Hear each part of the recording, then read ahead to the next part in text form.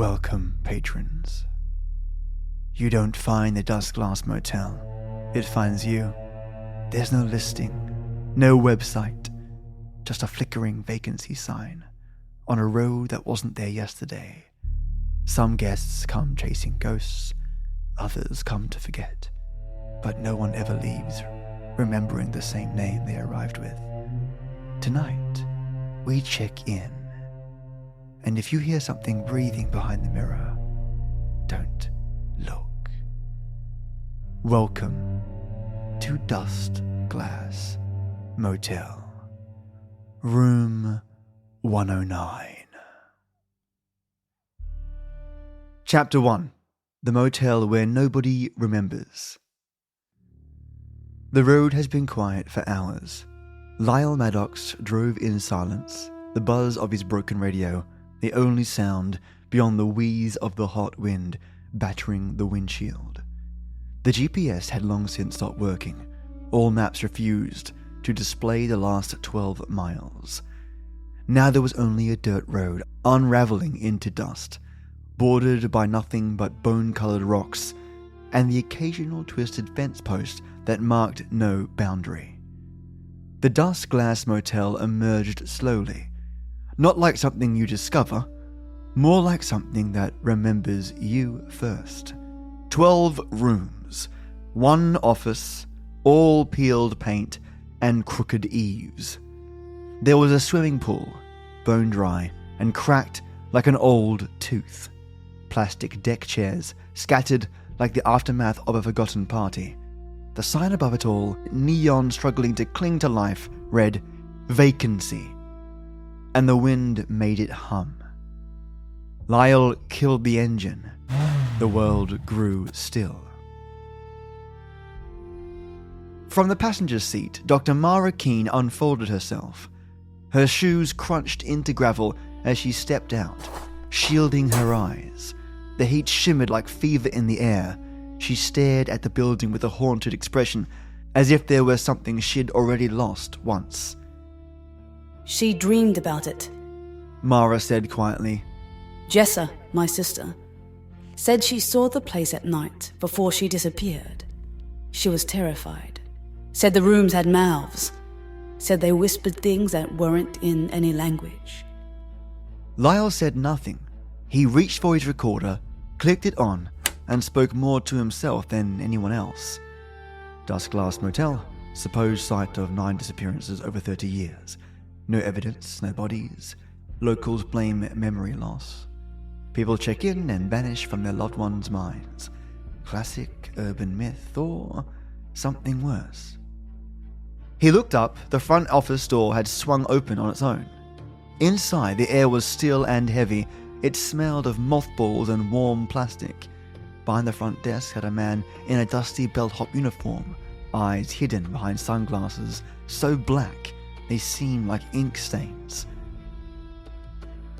Welcome back, the man said without smiling. We've never been here. The clerk tilted his head. Haven't you? He slid a brittle guest book across the desk.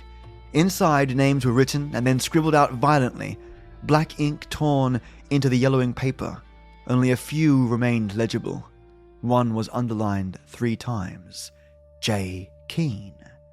Mara's hand trembled. Where did she go? The clerk didn't answer. He placed 2 keys on the desk, old brass keys, heavy and cool, attached to cracked plastic tags.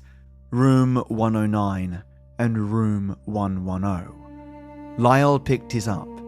The number was scratched deeply, like something had tried to destroy it with a knife.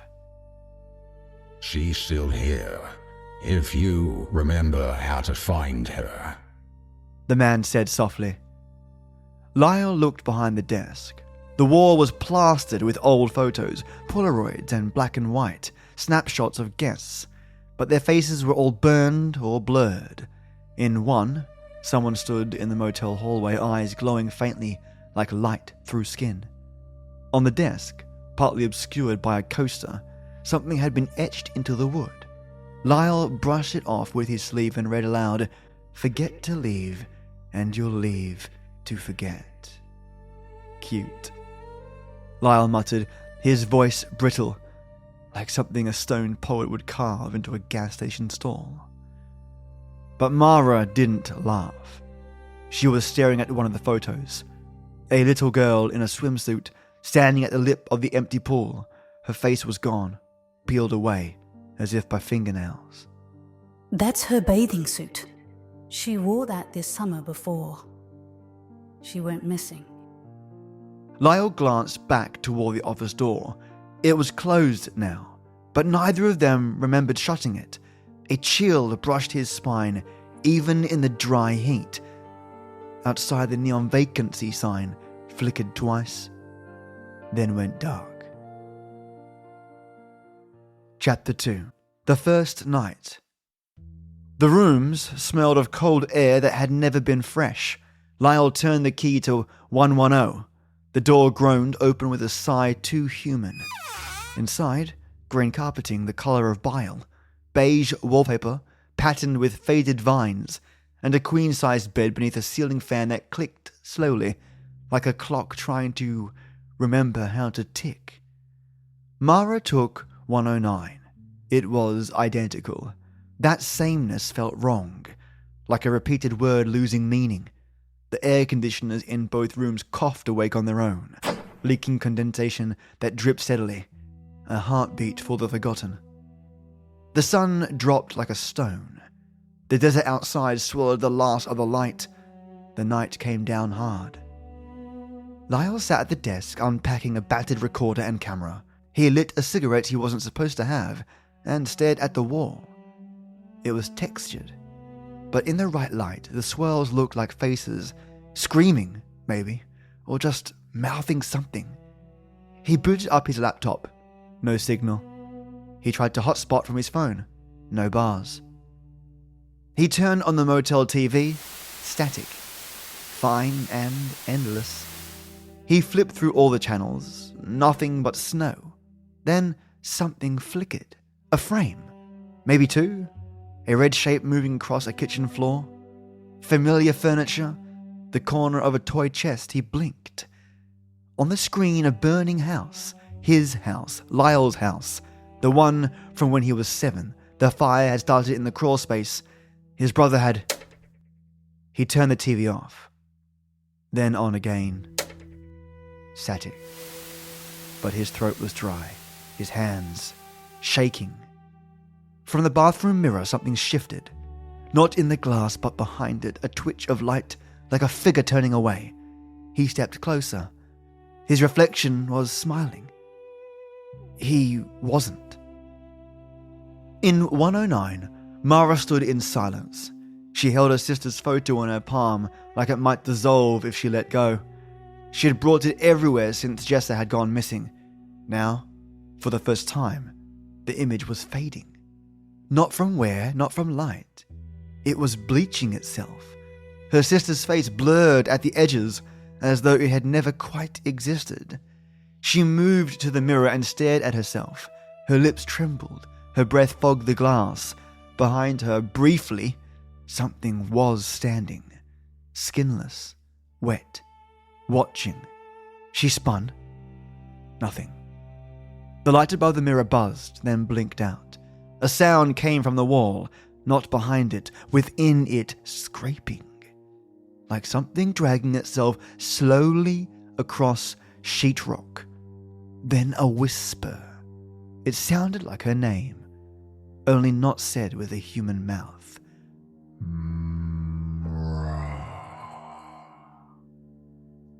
Later that night, they met in the hallway.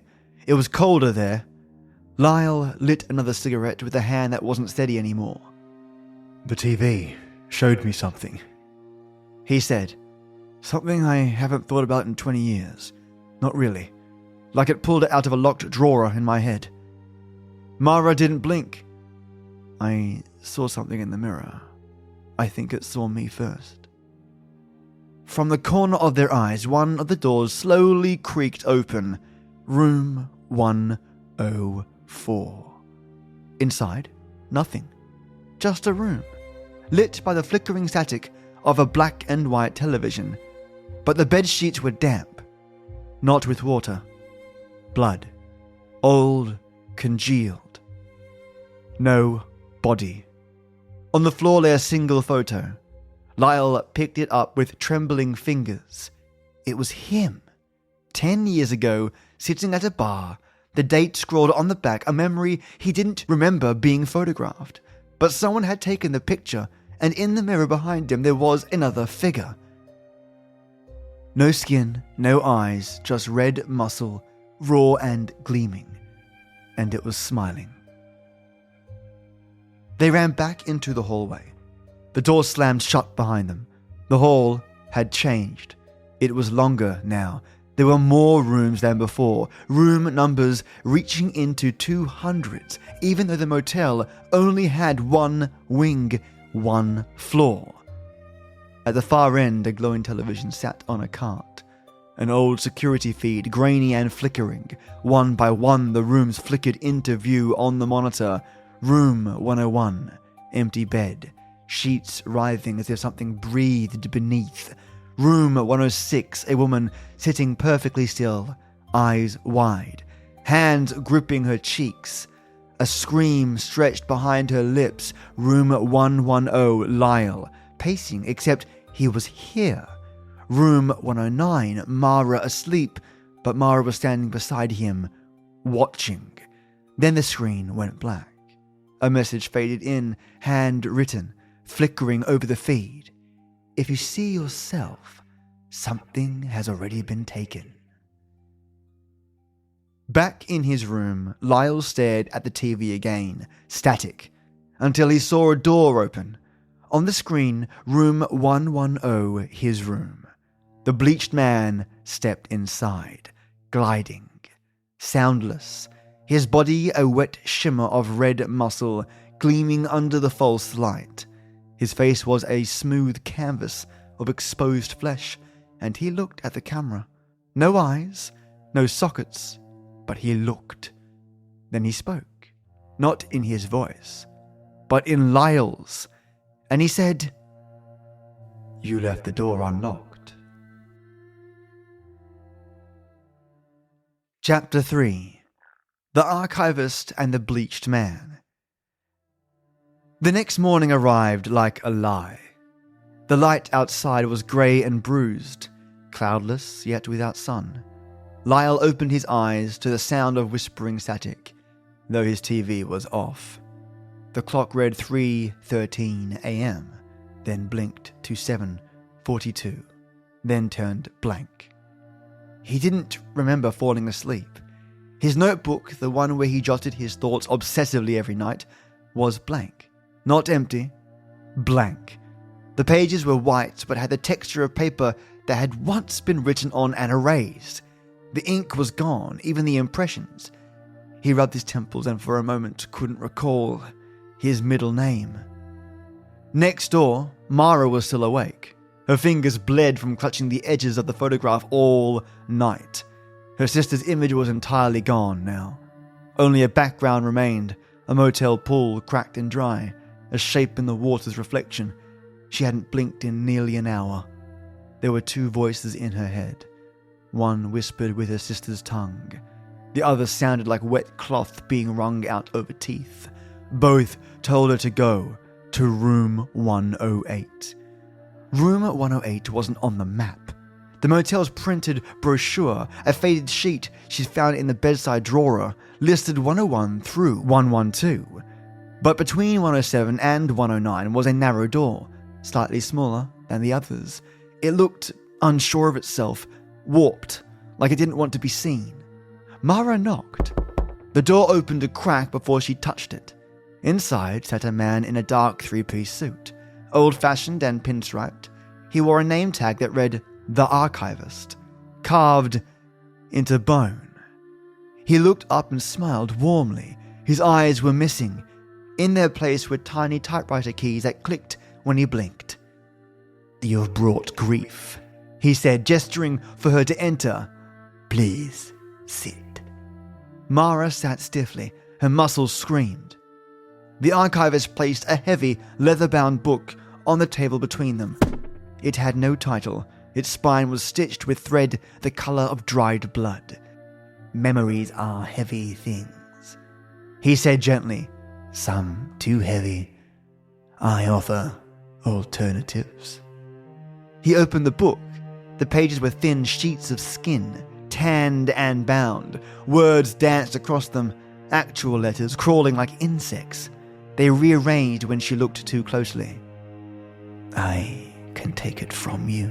The pain, the loss, the name you can't say without your throat closing. Wouldn't it be easier to live without it?" Mara stared.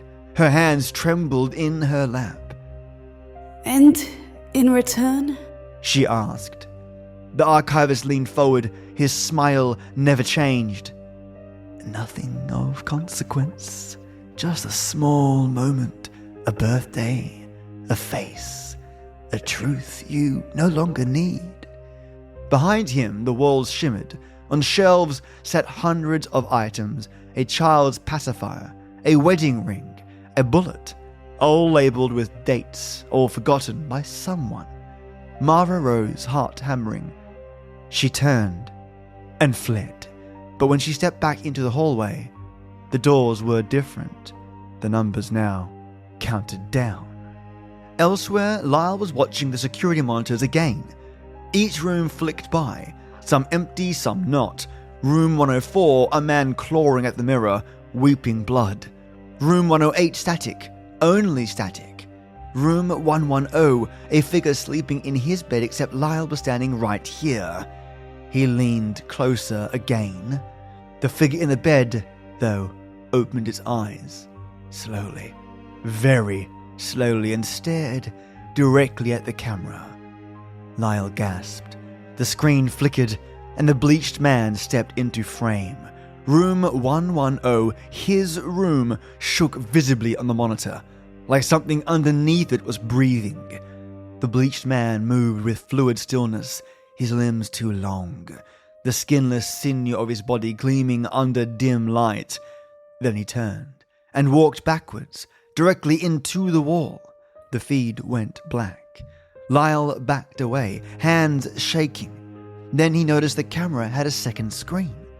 One labelled Archive Feed, Backward Storage. He turned it on and saw himself arriving, checking in, speaking to the clerk, but then another version of himself, earlier, younger, and another. Room 110 had been assigned to Lyle dozens of times. He watched himself across the years, always arriving, always forgetting, always vanishing. And behind each one of those versions, somewhere in the corner of the frame, the bleached man stood, waiting, patient, eternal. Outside, Mara staggered into the motel courtyard. The pool was full now, not with water. With a mirror surface, black as oil, something floated in the center. A small red shape. A dress.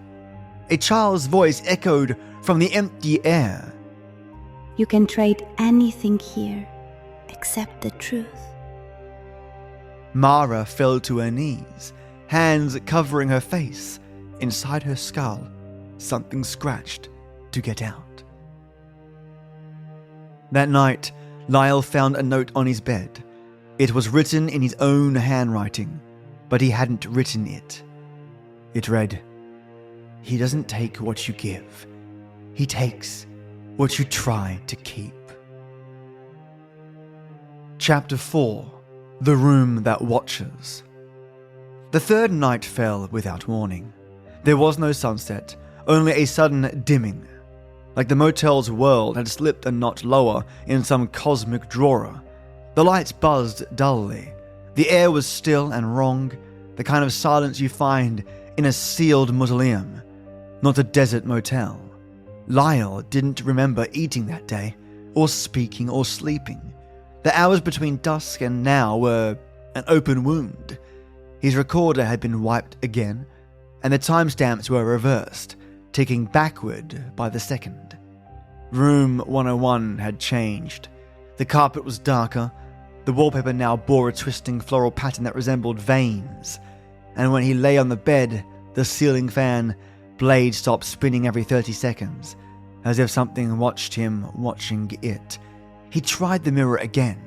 It no longer reflected the room, only himself, over and over endlessly, as if he was surrounded by mirrors.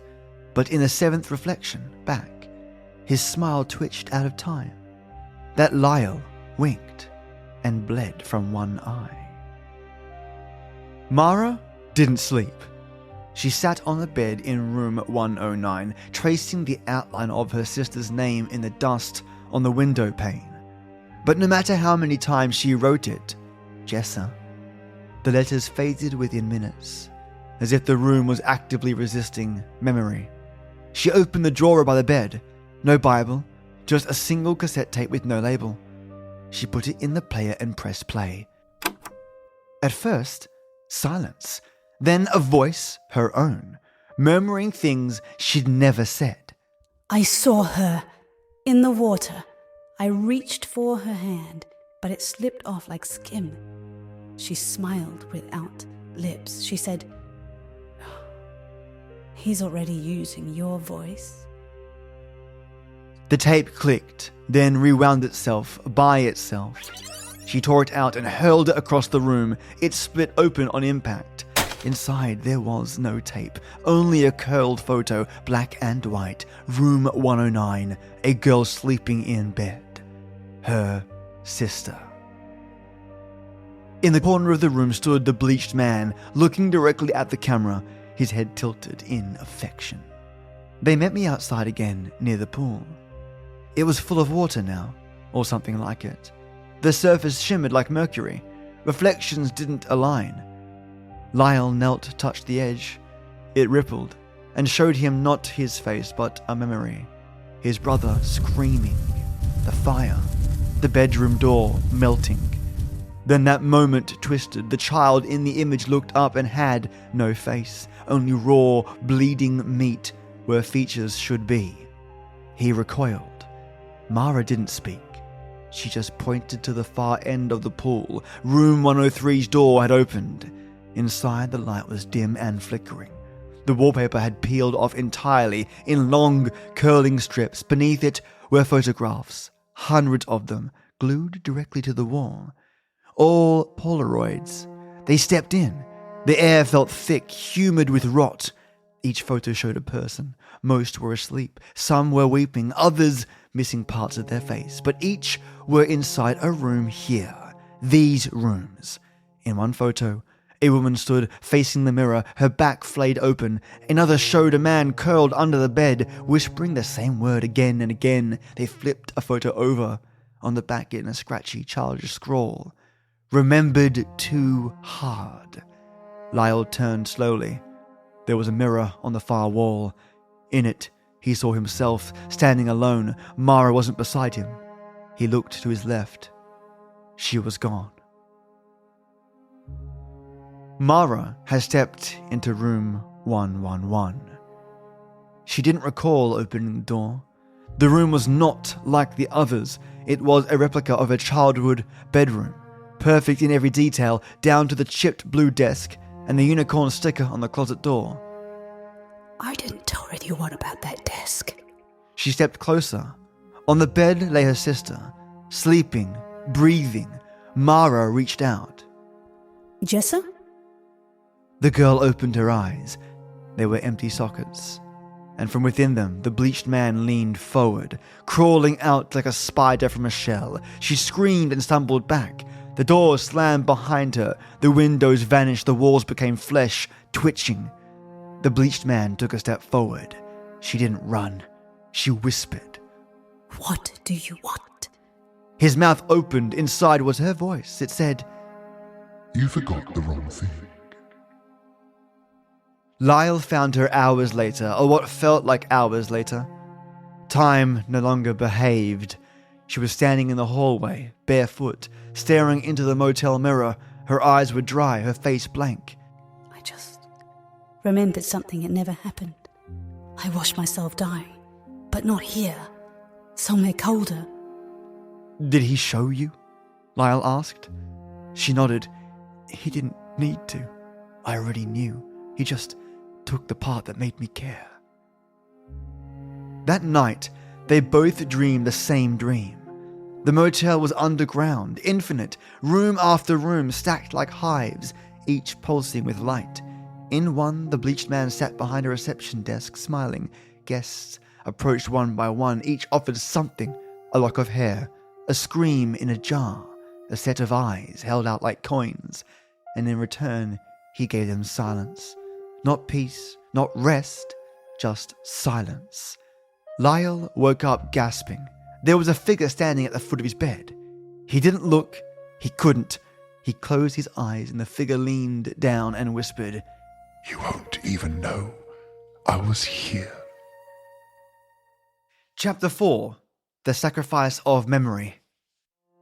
The motel had shifted, not in structure but in intent. The walls no longer just watched, they listened. The rooms pulsed with an invisible heartbeat, and the air inside them was no longer still. It was waiting.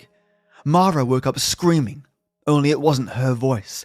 She clutched her throat, breath ragged, and stumbled into the hallway where Lyle already stood, pale and trembling. They moved the rooms again. He held up a floor plan, the original brochure. It now showed 16 rooms, not 12, and beneath it, in faint ink that hadn't been there before, was a line scrawled in jagged letters. To stay is to forget. To leave is to lose yourself. Mara stared at him, her eyes bloodshot. I don't think we're supposed to leave. I think we're meant to trade. Lyle's mouth twitched. Trade what? She turned and pointed towards the pool. The water was gone again, replaced by mirrors, shards of them, dozens, all arranged like teeth in a great gaping mouth. And each shard reflected not their present self, but moments. Moments they weren't supposed to remember. Lyle leaned over one and saw himself kneeling in a church, holding a bottle, slurring apologies to a headstone that bore his own name. In another, Mara saw a hospital hallway, her sister on the operating table, heart monitor flatlining. The memory came with a sound, the snap of gloves, a scream. Do something! And then behind her, her reflection whispered, But you didn't. They returned to the front desk. The clerk was gone. In his place was a black binder. Inside were names, hundreds of them. Some crossed out, some circled, some, like Lyle's and Mara's, were underlined with red ink. Next to their names were symbols. Lyle's a flame, Mara's a broken chain, and beside both a column marked "Sacrifice Offered?" with a question. Beneath it, incomplete. They stared in silence until the bell on the counter rang itself. The archivist stood behind them, though neither had heard him enter. He smiled. "He's very old, you know. Older than flesh. Older than death." Who? Lyle snapped. The archivist ran a thin finger down the binder. "The one who bleeds you clean. The Bleached Man." And now, finally, the truth emerged. The Dust Glass Motel was not a place. Not entirely. It was a filter, a trap for the human mind, built not with bricks but with remnants, grief, regret, shame, all the things we bury deep and call healing. The Bleached Man was its custodian, a living deletion, a soul eater who fed not on flesh, but on identity.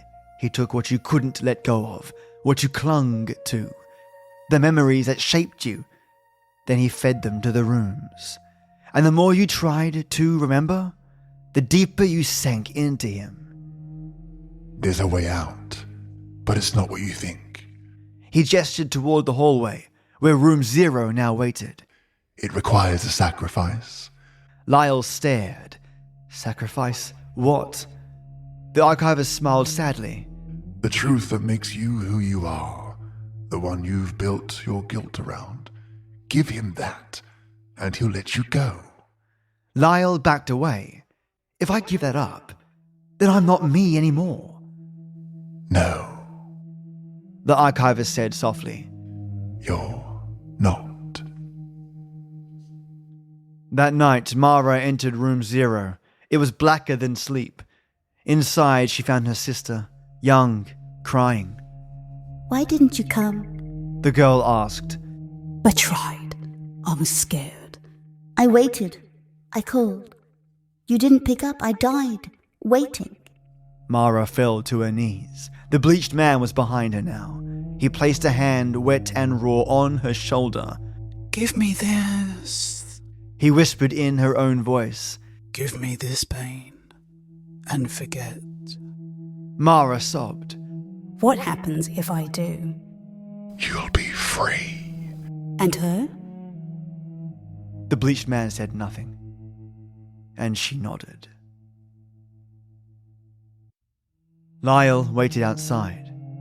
When Mara emerged, her eyes were dry, her shoulders straight, her hands calm. Jessa? He asked. She tilted her head. Who's that? In his room, Lyle found a VHS tape on the bed. It had his name written in dried blood. He played it.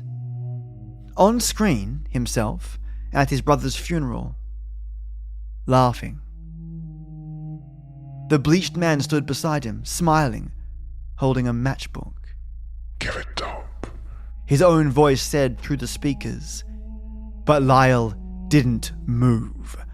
That night, the bleached man came to him. Lyle stood in the center of his room, tears drying on his cheeks. I remember everything, he said, and the bleached man paused. Then, for the first time, he bowed and whispered, Then you've earned your end. Chapter 6. Who I Used to Be. Lyle no longer slept. The room didn't allow it. The walls whispered lullabies in backward tongues, and the bed twisted under his weight like muscle around bone. Outside his window, the world no longer resembled a desert, just a smeared painting of light and sound, bleeding at the edges. But inside, something had clarified. He remembered it all now. The fire, the drinking, the fights with his brother, the way his voice had sounded the night before his brother died, full of venom and finality. You ruin everything, he said. And in the morning, his brother was gone. The bleached man hadn't taken that memory, because Lyle wouldn't give it. He had held onto it like a wound, letting it rot inside him until it became a purpose. Now the room buzzed louder, and the archivist was afraid. Mara sat on the edge of the dry pool. She no longer remembered what she'd lost. Her sister's name was a hollow vowel, empty of meaning. But something inside her ached, a pressure in the back of her skull, a presence. That night she dreamed of a field, tall grass, a little girl running ahead, laughing. The sound of her laugh was like a melody she had once known, in childhood only. When she woke, she whispered the name, Jessa, and the room shook. Lyle walked to the lobby. The walls bled static. The photos had rearranged themselves, and now every face wore his own. He found the cloak slumped over the desk, lifeless, or maybe not dead, just drained. His sunglasses had cracked beneath them, empty sockets that stared without seeing, and then room 0 opened again. This time for Lyle. Inside was fire, not metaphor. Real licking flame. The walls blackened.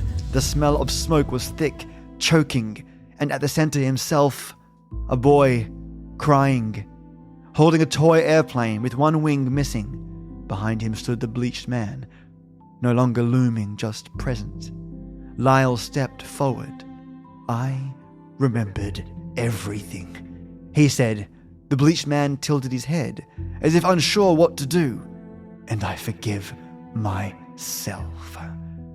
That word, forgive, echoed through the motel like a scream. The flames recoiled.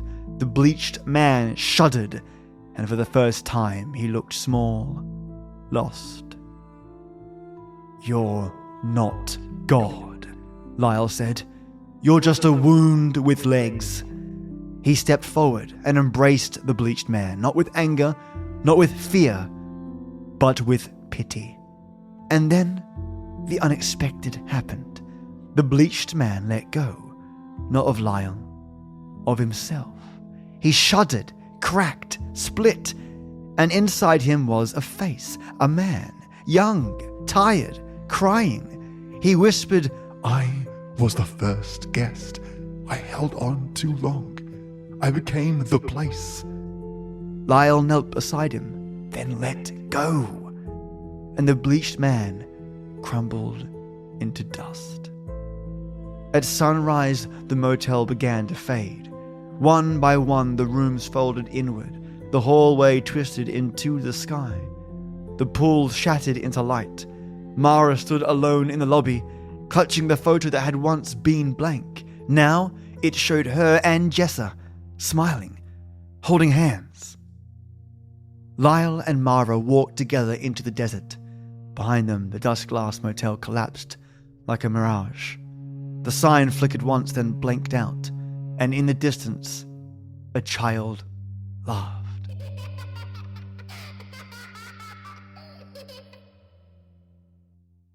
Chapter 7. Vacancy. They walked until the sun burned away the last of the cold. Lyle and Mara didn't speak much. There wasn't much left to say. And that, strangely, was a comfort.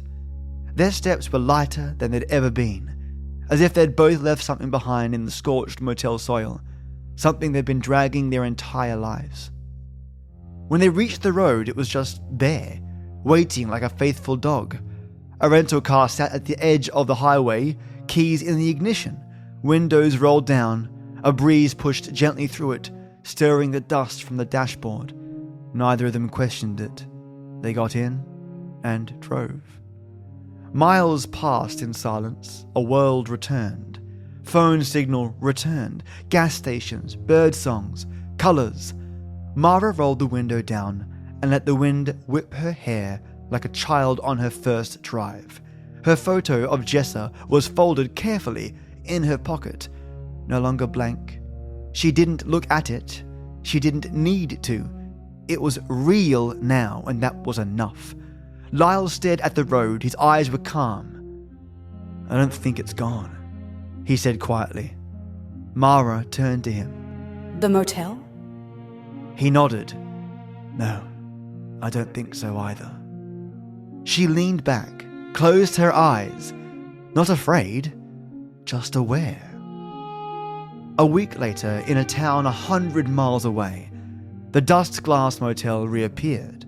Not built, not opened, just there, as if it had always been there. New paint, new sign, same number of rooms. A young man drove up to it, lost, drifting. A note sat on the passenger seat beside him, a single name scribbled in frantic ink: Gabriel, room 109. He didn't know why he had come, only that he had to. The motel clerk greeted him with a kind smile. She was tall, quiet, wore dark glasses. He asked her name. She paused, then said, Mara. Though she didn't know why. She handed him a key. Room 109.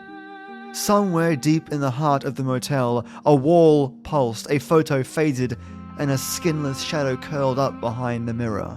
Not gone, just resting, waiting for the next guest who refused to let go.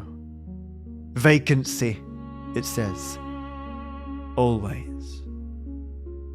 The Bleached Man sleeps, but memory never does. So, my young tale-teller, what we bury does not vanish. Grief, guilt, regret, they do not rot quietly. They wait. They build walls. They become rooms we visit in dreams, again and again, until we forget that we came to remember, or worse, forget who we are trying not to become. The Dust Glass Motel teaches this. You cannot erase the past to escape it. You can only face it, bleed with it, and choose to walk away without letting it define your reflection. Some memories are scars, but scars are proof we survived. And the Bleached Man, he is what we become when we stop trying. Rest now, or knock again. The room is always ready. I hope you enjoyed the story, Room 109. Definitely a lot trippier and wackier than my usual stories. If you like this story at all and think this guy is sharing pretty funky stories and I want to show him some love, well, hop on over to iTunes to leave this podcast a review. It goes so far when you do.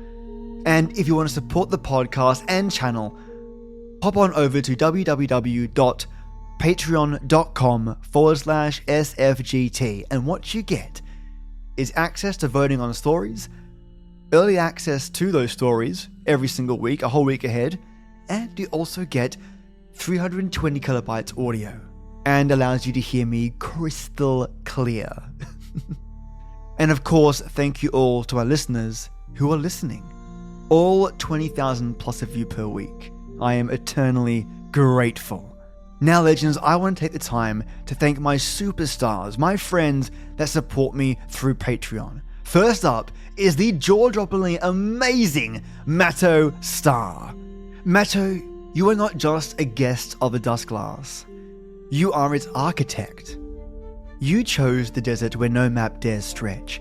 You whispered the words that make the doors open themselves. The Bleached Man steps aside for you, not out of fear, but respect. You are the name etched in the desk drawer that no guest has ever dared to open. The motel bends its rooms around your vision, hiding secrets behind the walls only you can hear. When the stories grow quiet, and even I forget which chapter comes next, you remind me. Your tea is steeped in midnight, brewed with silence and strange stars. Each sip is a memory that remembers back. If Mara found her sister, if Lyle found himself, it's because you lit the last hallway they walked down. You made sure the fire in room 0 stayed burning, but never devoured. You, Matto Star, are not a character in the story. You are the pulse beneath the motel's floorboards. Dust Glass stands because you will it to. Matto, you are a superstar and a great friend of mine. Thank you so much for your support. Have a wonderful week ahead of yourself, and here's to next week's horrific stories. Thank you, legend. And now to my white tea warlords. Lesosaurus Rex, you are the storm that never shows up on the forecast. A shapeshifter room in 106, laughing in a language that hasn't been invented yet. And you are also the barbell in the haunted gym, the clang of iron echoing through room 108, a place where the Bleached Man does not enter, for fear he'll be benched. You squat with ghosts on your shoulders, you deadlift regrets, you curl metaphysical dread. The elliptical in the motel, possessed. The punching bag, bleeds memories. You once PR'd in a hallway that wasn't there the day before. Leg day is every day in your wing of Dusk Glass, and when the mirror shows your form mid-rep, it whispers not, "You are enough," but "You are the end." The Bleached Man tried to copy your workout once. He hasn't regenerated since. Leza, thank you so much for your support and being my pal. Have a kick-ass gym session and stay awesome, mate. And Maya, the motel's cats follow you, even the ones that don't exist. They gather in doorways, blinking in unison. They walk ahead of you, leading you to rooms that aren't on the blueprint. Some are mirrors, some are voids. One is made entirely of forgotten birthdays, and yet when you walk in, they purr. You carry ghost whiskers in your pocket. You speak in purrs and cryptic gestures. If a cat meows twice at your feet, you already know which guest will disappear next. Your tea smells faintly of fur, ink, and prophecy. The Bleached Man avoids room 105 because that's where the cats bring their secrets, and Maya is the only one they'll let pet them. Legendary Maya, thank you so much for your support and kindness. Have a brilliant week ahead of yourself, and thank you so much for your support. Sangeetha Cigar. You do not knock. You know which door will open. Seer of ruin, herald of hush. The motel bend backward when you walk its halls. You sip your tea not for taste, but for timelines. The steam swirls into patterns only you can read, and you smile because none of us ever truly listened to your warnings. You were seen once in the motel library, eyes rolled white, murmuring stories that hadn't happened yet. The Bleached Man watches your visions from behind the glass, terrified that you might see him before he becomes him. You don't just know what's coming. You choose whether or not to tell us. Legendary Sangeetha, thank you so much for your support, and have an epic week, and thank you for being my pal. But I guess you already know that. And now to my Earl Grey enforcers and tiers below. I am lucky to have Chad Warren, divided by 0, Juicebox Andy, Just Heather, Paige Kramer, Peter Raffaelli, Rhonda Ray, Seductive Smiles, Jane Gumnick, and Michael Krupp. Thank you so much for your support. It goes a long, long way. Whether it's paying for domains, websites, new technology, and new tools, you all help immensely to punch up. Thank you, thank you, thank you. And so, the Dust Glass Motel sinks back into the sand. The key tags call and the mirror beneath a final sigh. But memory never leaves so quietly. If you find yourself driving a long, unfamiliar road, and the GPS glitches and the air gets just a little too still, listen carefully. You might hear a voice behind your own reflection. It might ask you what you've come to forget. It might offer you a room, just one night, just one memory. No cost, except everything you try to hold on to. But now, dear listener, you know the truth. And that makes all the difference. Until next time, keep your mirrors covered, your regrets folded tight, and if the vacancy signs flicker, don't stop. Not tonight. Thank you for listening.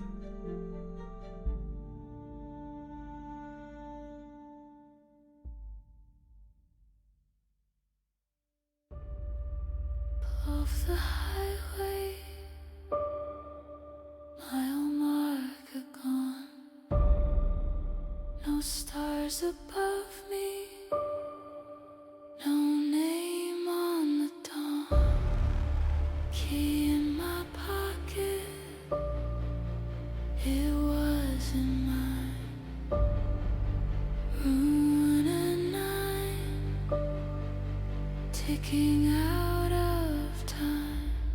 TV's hissing truth I never told. Mirror holds a face that's growing old. Bleached man's whisper in my mouth, takes the words, turns them inside out. Memories a currency I spent, trying to buy what I never meant. And the more I remember, the less I stay. Dust glass doesn't let you walk away. A sister's face fades in the frame. The hallway shifts, then says my name. Photographs without their skin. All my ghosts checked in again. I watch myself through CCTV. Every version less like me. Bleached man's whisper in my mouth, takes the words,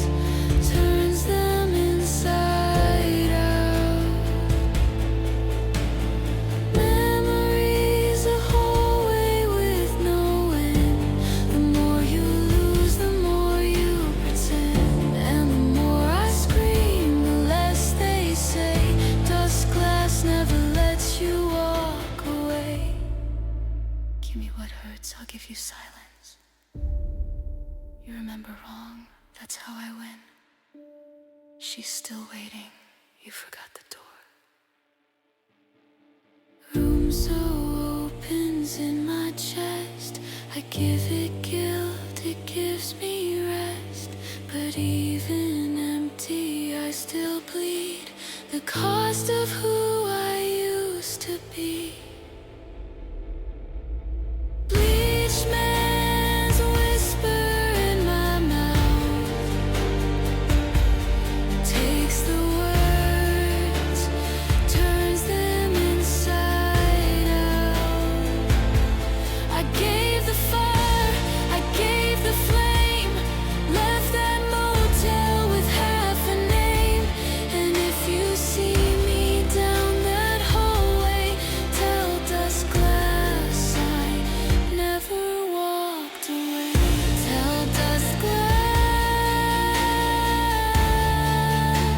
I never walked away. Tell dust glass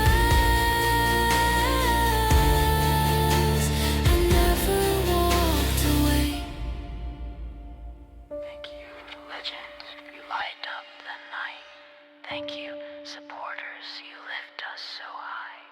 Meadowstar, Lezosaurus, Maya, Sangeetha. We sing your names. You shine like the sky. Have a great week. We'll meet again. With love.